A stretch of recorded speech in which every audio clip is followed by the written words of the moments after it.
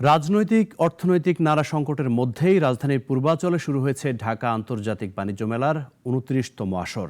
মেলা ঘিরে উৎসব মুখর পরিবেশ, তবে চলমান বাংলাদেশের সঙ্গে অস্থিরতার প্রভাব পড়েছে ভারতীয় স্টলগুলোতে। বিস্তারিত ডেস্ক রিপোর্টে। ভারতীয় স্টলগুলোতে ক্রেতার সংখ্যা হাতে গোনা। দিল্লি অ্যালুমিনিয়াম প্রিমিয়াম স্টলে বেচাকেনার চিত্র তেমন দেখা যায়নি। একই অবস্থা কাশ্মীরি কাপড় ও বোম্বে ফুটওয়্যার সহ ভারতীয় সব স্টলগুলোতে। ক্রেতাদের খুব একটা সাড়া পাচ্ছি না, এখনো মেলাটা জমজমাট হয়ে ওঠেনি, তবে আশা রাখছি যেন আগামীতে আরো জমজমাট হয়। প্রত্যেকবারই সকলের উপর যেমনি দিন যাবে কাস্টমারের চাহিদা বাড়বে। কালকে যে সাড়া পাইছে, আশা করি সামনের দিনগুলো আমরা আরো ভালো সাড়া পাবো।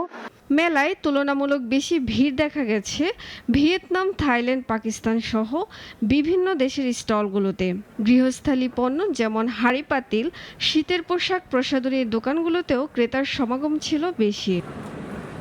অন্যান্য বছরের মতো এখনও তেমন জমে ওঠেনি এবারের মেলা প্রাঙ্গণ। মেলায় ক্রেতার চেয়ে দর্শনার্থীর সংখ্যাই বেশি।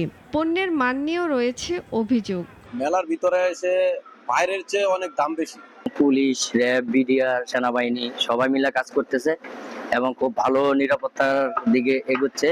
এবার দেশীয় পণ্য ও তরুণ উদ্যোক্তাদের উৎসাহ বাড়াতে গুরুত্ব দিচ্ছে সংশ্লিষ্টরা। পাশাপাশি পণ্যের মান নিয়ে অভিযোগ থাকলে ব্যবস্থা নেওয়ার আশ্বাস প্রশাসনের। আমাদের কাছেও কিছু অভিযোগ আসতেছে, বিশেষ করে খাদ্যপণ্য যে প্রতিষ্ঠানগুলো আছে সেগুলো নিয়ে আমরা নিয়মিত বাণিজ্য মেলা তদারকি শুরু করেছি।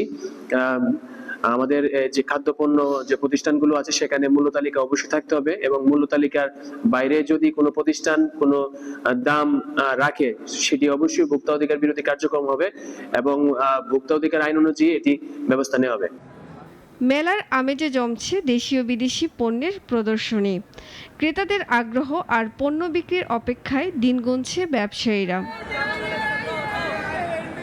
সুলতানা মরিয়ম, নাগরিক। কোটি কোটি মানুষের ভালোবাসায় ফ্রিজ, টিভি এবং এসিতে দেশের ১ নম্বর ব্র্যান্ড ওয়ালটন।